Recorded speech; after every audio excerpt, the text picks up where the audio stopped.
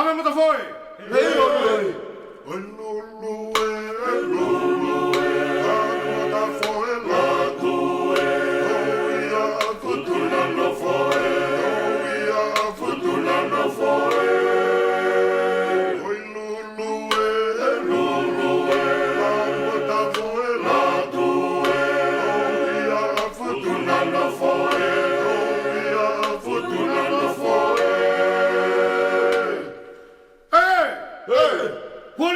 Kore keu whakatapu ki he pulonga o ku tō taku.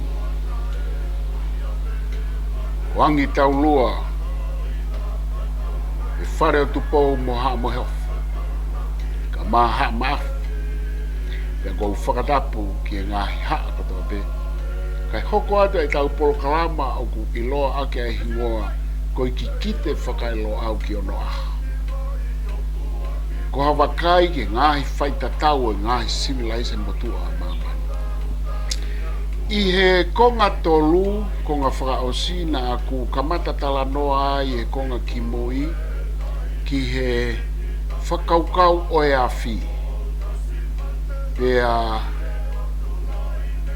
moe whakakaukau oe kupesi e ne whaita tau ai ai ngahi civilization ngahi motua. Te toi hoko atu ai ka te tānaki atu. Ai ulunganga e koe morare ti a e tau whaita tau whakamamani lahi. I e ngai te whito i ulunganga e ni i. I he kānoa koe ke he awhi te mo kupesi. Te uwhenga he taimta tau ke whakawhi hoko taki ki na ua.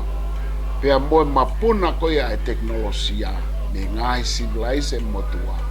He kuna autoi whaita taua, he na e hoko e a whi. Mo kamata ke tala noa kupesi ai kakai o ngai civilization. Ke whanonga whakataha mai ia mo i tupu a e nau teknolosia. Ki mo e nia pe makape sa e nisi pe mo ngahi mala e ako ke ange koe filosofia mo e losika. Pea pehe ke makape hake e demokrati. Nanau i mui koto. Ko tala noa tau he a whi, pia mo i kupesi, e na whekau aki mo i whakalakalaka, mo i tupu mai ai teknolosia, me ono aho hopito, pia te ulawe, he taimta tau, ki he tupu mai ai morare ti, pe koe molare, pe koe ngahi ulunganga, a e nau whaita tau. Ai uinga na nau whaita tau ai, te tau toi whoki pe, hange koe molare, te tau whoki pē ki he ngahi uhinga nā ku tala noa ki ai ki moa he ngahi konga atu o e uruaki mo e ua mo e tolo. Nā e nau whekau aki mo e maau o hawhanua pēa moe molu malu mo e topu tapu o e ngahi tui. Pēa mo e toi whainga pē whahinga tangata ke nau lava o mo ui, o survival. Kai ke he tau whoki mai ke he awhi. Koe tala noa koe ke he awhi, tala noa ke ngahi taipe ko ai ke he awhi, koe ngahi whananga ke a promifiusi o karisi, ko maui kisi o tonga. Pea moe tala noa ke a Heraclitus, koe tala noa a palofesa ki futa helu, ko palofesa mahina ke tala noa ke he awhi, pe moe ngahi whakaukau ko ia ki tonga ni. Kai ke? Ka pauna e ikai haafi, koe whakarea mahinoia, e ikai ha civilise.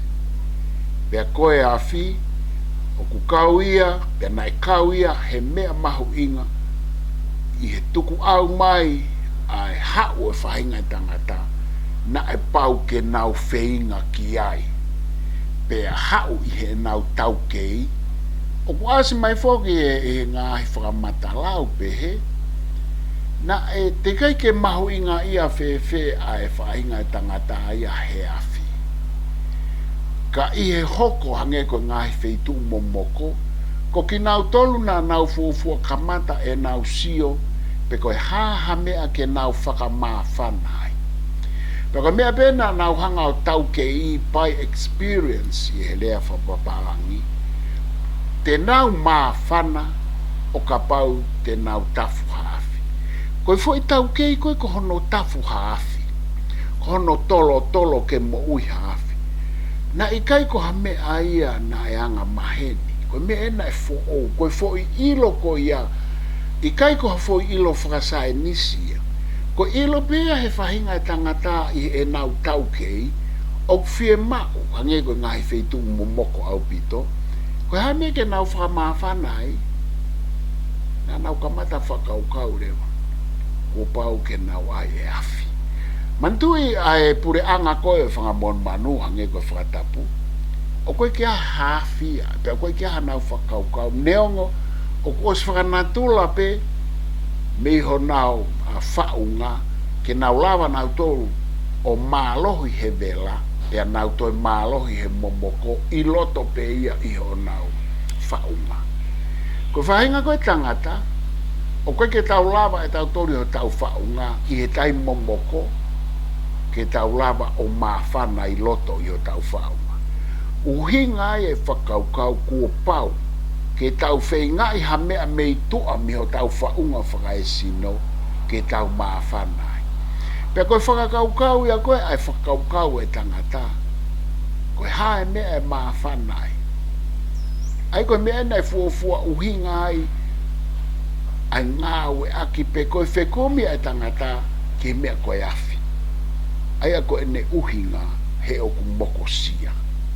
Koe mea whika aua koe ke afi na kamata mai whahinga e tangata na nau mea metakoni pe i ngāhi a kaufua mo ngāhi monu manu na e kai matai pe hange koe whakatapu.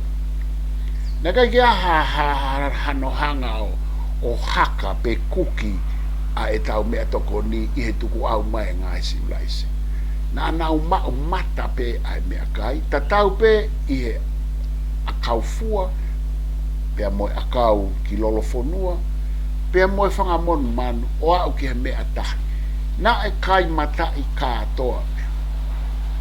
Kai he tuku au mai, ku whakamawhana e tangata me hawhi he momoko, pea i he ene tau kei na e tupu mai ai, ai ka mata ke tao pe tunu o au mai ke kuonga ko haka. Ka mou hangau mea ia, koe hau koe ai hawhi ia, o ku hau whakatahaya mo e tupu ai teknolosia.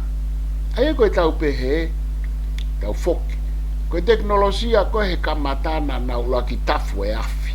Koe afi koe teknolosia pe ia te ia. Na nau tafu e afi ke whakamawhanai. Na nau tafu e afi ke moho e nau mea tokoni. Pea whai mai na e malawa hange ko tonga ni, ku ai e ki loto umu. Koe tau hiki koe me he tafu tunu ki he tafu loto umu, mo e tau ngā he mea kai o tao he loto umu. O kuia koe ngā unu ai teknolosia o e tunu ki he teknolosia o e umu. Aia, uhinga koe kulawe o ku folau ai hafi mo e teknolosia. O kuna fononga piki uma, piki nima. Bahu inga au pitoi. Peta u fononga mai e. O kulawarewa o ai loto umu maka. Pe koe ai e kulo. Tau ngā unu rewa mei he umu ata ki he teknolosia o ngāhi kulo umea ka pau te tau tānoa ki tongani ki hange koe lapita culture pe koe civilise koe huma e kakai pehena nau fuafua huma ki tongani na nau huma na tolu i he tolu awhetau ki mua i tau kuonga pe ta hafe tupu ki mua ia kalaisi na nau huma na tomu e nau teknolosia u pehe koe kulo umea pe koe lapita potri e ui whapapala. Aia koe fo i civilise ia koe ia ku ngā unu. Koe a fie ne o tautara noa ki ai. Ngā unu ia me he umu, pe na nau o mai ku umu atu hakakai ka pao na hakakai tongani, pe na nau hau mo e kulo, pe a tau toi foki. Se koe tau toi foki ko pe he na tau ngawe ake kulo umea. Pe aru ia o kai ke toi whaafai hano ngā he kulo umea, na pe he fok na ngā hi mai mei fisi pe ko viti. Sai, tau toi foki lewa tau toi re me teknolosia e kulo umea, i he a fi pe ko ta noa ki ai, o tau toi loto umu. Pea tau haurewa he umu mo e tafu afi tunu o tau whai whanonga mai ai. Ulawa he afi ke ne hangau. Tutu e ngahi mea, koe makape koe ai uka mea, koe kopa, koe siriwa, koe koula. Ka pau na e kai e afi, he kai ke tau lawa mao e ngahi mea koe a iho nau fōtunga.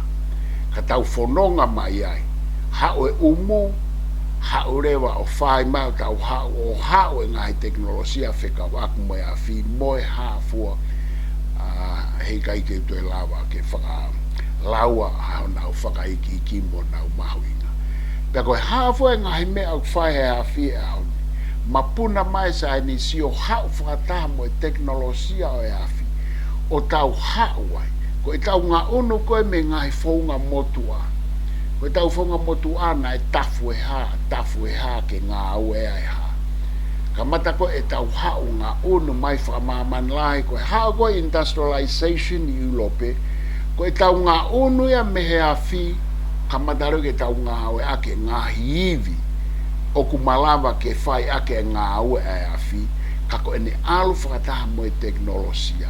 Ai tau pehe hu mai uhila a mai ke ahoni ku hu mai ai nuclear ai vi ko ia alu pe ai ngaue ai me ak fikau ak mo fakau kau e afi pe mo e teknolosia ato hu mai sa inisio ne hanga fra malo hia ai ha ko ia ka ko me mahuinga ka pau he ikai ke a hafi he ikai ke a civilize i ene tuku au ko ahoni o kuke o koe ngahi whaka satellite o koe ai iwi whaka nuclear atomi una olawa nau tolu ke nau hu mai o fetongi ai foi tuku whaka holo o e afi i he me alai koe uhila ai ku tau sio ki he foi li liu ko ia ene whaloa mai pe o ku tau whaita tau ai na tau whaita tau he afi he ne kamata mai pea tau whaita tau he tupu ma e teknolosia mo e silaise pea ko hao he ahoni mo hono whahinga nau o ku tau kei whaita tau pe e tau wahe ai whaita tau ko ia ihi ngahi mea whikau aku mo e afi teu ki i afe ki he whakaukau o i kupesi pea moeanga ene whikau aki mo e teknolosia ko i kupesi mahala ko no whakarea e taha koe fua whainga ia ai tangata ke ne hanga o tā ha whakatata o ia pea moe ātakai. Aia koe ne hanga o kohi i pē haki fo ilaine, koe kamata ia kupesi, pea koe kupesi whekau aki moe kamata ai tohi. Koe tau sio he ngahi silwaise motua, o kui ai ki kohi he kamata anga, kamata ke maa opo ange whakaukau e whahinga i tangata, pea guaha no whahingoa ke ai wheriuri waki mai ai tupu o maua ai fo i kupesi. Ka koe kamata koe sio ai tangata ki a fuakau pa ne hanga o tahi. Ai au whekau aki en moe whaiva aati, moe teknolosia o whakalakalaka o aati moe whakaukau ai tangata. Moe kamata ke ne hanga o tā ia i ngahi maka, i lalo he kere, i he one, i ngahi mea une ngao, i hange ko tau tolu i tonga ni, koe ngatu, koe whala, o kamata ke tau kohi, koe tau ngahi kupesi, koe ngahi kupesi motu aia, koe lai ne pe, aia koe kamata aia, o kupesi, koe kamata ke hanga he tangata, o whakafo tunga, a ene wakai ki hono atakai, moeanga ene whakaukau, kamata rewa ke fisiki mai, pea, homoki mai ai ngā ai whakatātā pea ne whai whanonga mai pa koe kupesi ia o ku uhinga ia koe ngāhi whakatātā o ku whakatahata hai ki he fwoi taha aia pea tauhi mau ai fwoi whakatātā ko ia i he whanonga ai anga whakawhanua ko ia pe koe whanu civilise ko ia kau toi whakarea, koe kupesi, koe tau hanga whakatata, i ha fwoi whakatata e taha peua, o whauia, koe fwoi whakatata, ke ne hanga o tataki e tau whanonga, pea ne hanga whakailongai pe ko hai ki tau tolu. Tau sio, tau te utala noa pe. Koe tau hao koe ke kupesi, koe ki mo ana tau kohi kohi pe. Pea taa i pe ki fo i ulu. Oha manupuna. Pea koe kupesi ia koe whehu i koe hae uhinga o ku whaita tawai ngai simlai se, ke nau hanga o whakatupu me ono aho, hangai fo i whakatata ta pau koe whakailonga ia o nau tolu, o ku rekooti ai a e nau tō onga mo ui, o ku rekooti ai a ho nau tala, i e fo i kupesi. Koe kupesi koe hau me fo i rea, me fo i rea koe kupe, o ngawe aki i he kau mauri, koe fo i rea, ko hono whakatata hai o ha mea ki ha fo i feitu. Pea o kune ngau e holo ai ngahi mea ko ia, o ne homoki mai e ngahi whakatata ko ia, ai toi ngahi whakatata ke. Koe kupesi o ku lava o tupu, me he kupesi e taha, pe koe fo i whakatata e taha, o toi tupu ai ha fo i kupesi e lahiang. Ka kone tupu mai koe hau koe ai kupesi, hange koe kulave, o ku hau whakataha mo e whakakalaka e tau whakakau kia ki tau tolu, mo e tau teknolosia. Aia, koe tau sio koe ki he tau hauang e ngai kupesi ki tongani. Ko tongani, koe ngai kupesi o kune hanga whaka ilongai, pea kune hanga whakamatala, o ku fufu mai ngai mea la. O kune hanga whakamatala ki hanga e tau whekau aki, pea moe wawaloa. O kune hanga whamatala e hanga e tau whekau aki mona tula, e tau whekau aki moeanga o e whaunga e whonua, ko ho tau haa tui, ko hanga e tuu ai nofo ai kakai whakamō lare, hanga e nau whahinga nofo whaka ngā ue, ko e hae ngā ue ku nau whai, pea mou whakatoka ngai, ko e kupesi o ku whanonga, pea na e whanonga whakataha mai e tau tala noa motonga ni, whanonga whakataha mai e. Pea mo e tau ngā ue whakamea e tau whae, e tau āti, mo e tau whaiva, e tau tufunga, mo e tau nima mea a, mo whatonga e kupesi. Aia koe ne whanonga whakataha mai, na tau hanga o tā ngāhi kupesi, i e tau ngāhi nima mea ana e ngāohi, i e tau ngāhi tufunga, i e tau whaiva na a tau whae ngāhi haka koe ngāhi kupesi. Koe tau hanga o whakawhotunga mai ai ngahi kupesi i e tau haka. Koe ngahi kupesi, ange ko kulawe nei, o kia e kupesi e taha he natula e ngahi kupesi, o ku tau hanga pe tau tuauria o le ei holo, o kupuna mai ngahi kupesi ke heia mea. Pea ku te herewa e whakamatala e taha koe ngahi kupesi, o ku nau kehepe. Kehepe kupesi manua, me kupesi fata pe koe fata e tuitonga. Ke he pe kau i karilo, ke he atu ai ngahi kupesi ke. Koe whakaukau e taha, aku nau ke heke. Koe whakaukau e taha kupesi, o kupehe nai pe fo i kupesi e taha. Kamata koe e tau tā wari mai mo e tau hanga tā e ngahi kupesi pe a whai mai. Ku tau mao e ngahi kupesi pau. Pea na e ia e fo i kupesi te fito ai, aia koe kupesi a kou ni hanga puke ngahi kupesi, pe tupu mai mea ngahi kupesi. Aia te watu ai whataatako. Koe anga koe tau tu atonga ni koe kupesi koe o e whata e tu itonga. Koe kupesi a kupehe, o kune hanga o pu aki mai pe whanau i mai, ai mei toenga o e tau u kupesi. O mou mea e whata e tu itonga. Koe kupesi koe whata e tuitonga pe koe whata o kuhinga ia ki he langi, ki he otulangi koe imua. Koe fo i langi pe ia ai mea koe whata e tuitonga. Ka pau te ke wakai mei olunga ki lalo ki he langi o tuitonga, koe fo i tāko ia, ai koe top elevation ho sio ki lalo whakaakiteki, koe fo i whata pe ia, fo i tapawha, te ai me fo i tapawha i lota, toki ale whanki turi ki ai laine. koe fo I whata ia pe akuhinga hono ui koe whata e tuitonga, he koe langi, koe ne tupu mai me he whakakaukau o e whata. Koe fo I whotunga koe o e langi, koe whotunga pe ia o e whata koe he whare. Mo whatoanga e koe whata au fo I tapa wha, I ne tu I olunga pe aku toki alua, I he ne tu I he whare tonga. Koe fo I whata, o kune hanga puke whare. Koe fo I whata koe karia, koe fo I whata. Pe koe whata, o kutoi uhinga ia ke he tau hanga whataki pe kawala I hono fua hata, hena ai, ha ere holopea e tuitonga mo, tuitonga whiwhine pe mo, kau ho e ki la lahi ono aho, na e whata. Na I kai ke ngofua ke naulue, he ku nau tapu tapu, ka pau te naulue, koe koe me eksai, he koe ngahi whawhifonga, pe koe ngahi ko ngai o tua.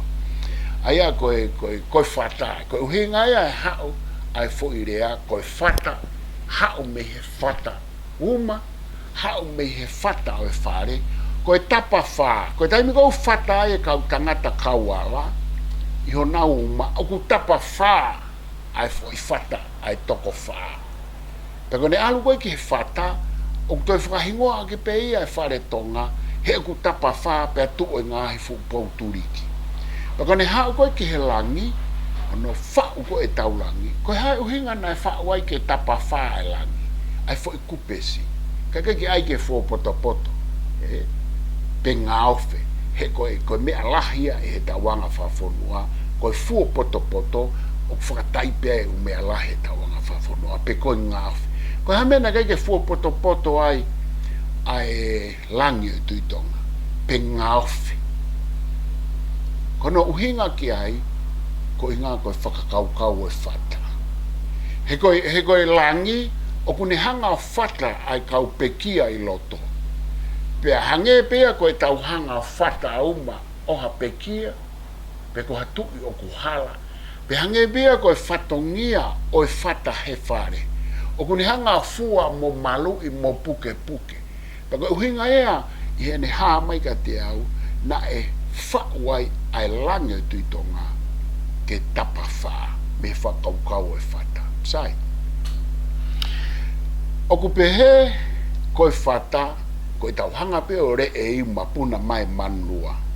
O koe tangata ati mahu inga mo iloa tonga ni ko Willie Losi, koe tangata ta ko Filipe to. O ku nau wa inga holo I he nau ngā au e whakanima mea a I he whakakaukau e whata. O pehe tangata koe ni ko Willie Losi, ko ene tā vari I ene ngāo ni mamea. O koe kene toi ngāo e aki e ia haku pesike. O kune ngāo e aki pe ai whata.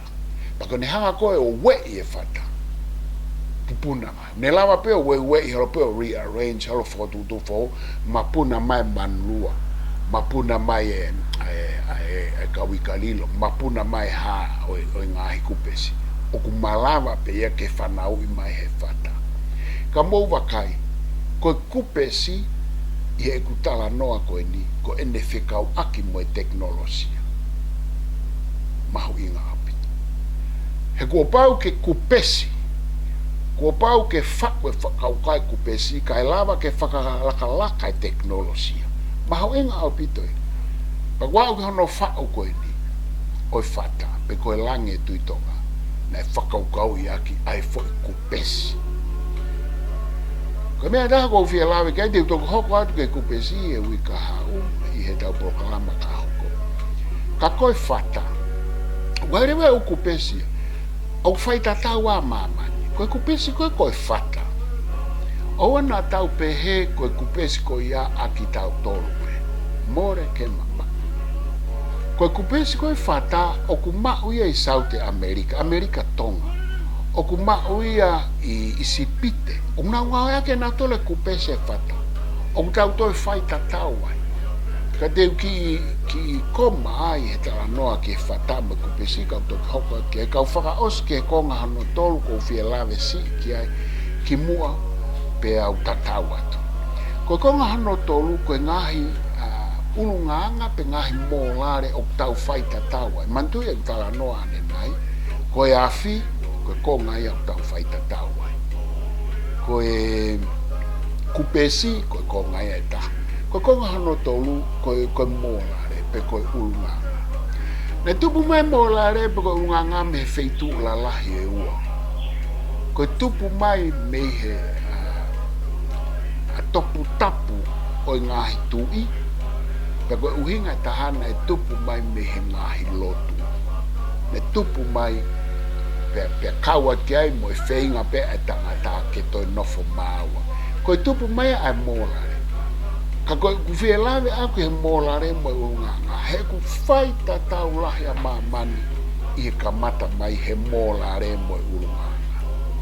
O kui ai e tau whaka-apa-apa i tonga. O kui ai mo e whaka-apa-apa he usi lai se motu a he ne tupu mai. O kui ai e anga whakatō ki lalo he tau si lai se. O kui ai mo e ngā hianga whakatō ki lalo he ngai si lai se ke.